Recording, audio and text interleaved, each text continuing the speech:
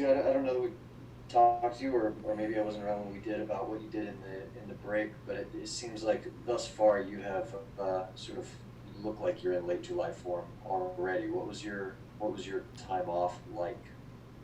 What did you do to stay in shape? Well, as we all know, I had to get shut down in spring training right before we got sent home. So, in a way, it was kind of a blessing. I was able to go home and start my throwing program from Jump Street, from day one that I normally do. Because this off season, I had to go to rehab and do all that other stuff for the elbow. So that kind of, I don't know if that kind of took its toll on it with the shoulder part, because I put so much emphasis on that elbow to be ready that it kind of crept up on me.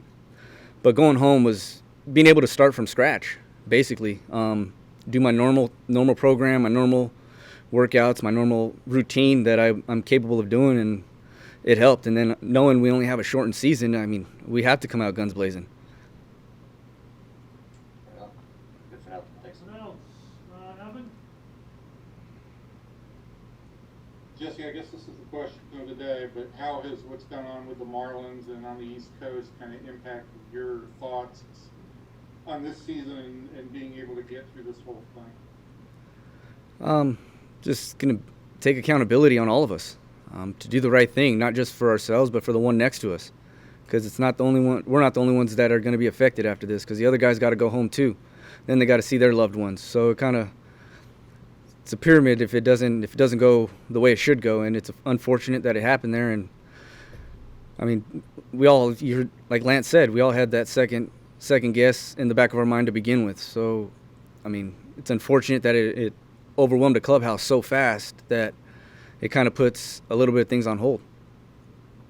Are you having those second thoughts again about not continuing, or you committed to continuing as long as this goes?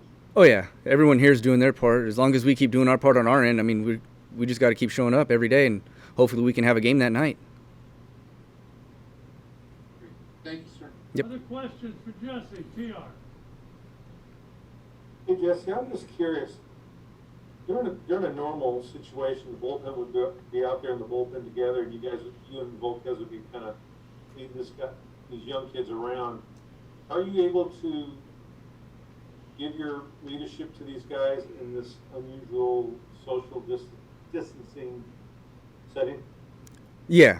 We tend to take our moments when we talk to each other. As far as if we're in a group, we try to separate ourselves.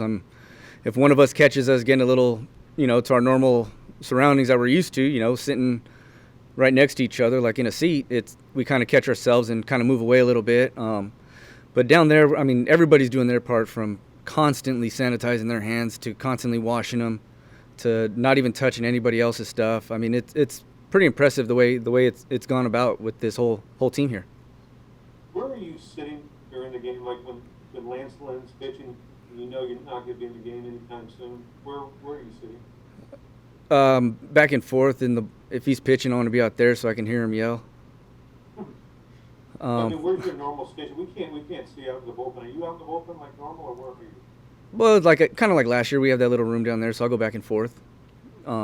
If there's a pitch that I thought was close that I can't see from out there, I'll go in there and check it out. But other than that, try and see the zone so we can know at least what the umpire's zone is. When we get in, I mean, everyone's different. Human error is a human error, and same with us. So if we're not able to lock in on that location because the umpire is generous on that side, then we got to kind of mix things up a little bit. So it's good to have that view down there. But then again, you can't beat sitting outside and listening to the actual game. Okay, thank you. Other questions for Jesse? Chris. Hey Jesse, I'm curious if your impression of Jonathan Hernandez so far, him throwing 97, 98 mile an hour sinkers. Chris Woodward even called them turbo sinkers. Mm-hmm. How has he impressed you so far, being such a young pitcher? He's my throwing partner. So I made it an emphasis with Julio last offseason that I wanted to be his throwing partner, just because he reminded me so much of myself. He's not the biggest guy out there, but he has some of the biggest elite stuff coming out of that arm that we've seen. That he doesn't get the recognition that he does for having that stuff that he has, that most guys do in the game. So just watching him progress from spring training, the first one, to spring training 2.0, and even now, just the thoughts, the words that he uses, the way he wants to try and make that ball better, the way he's playing catch, and we talk about it after.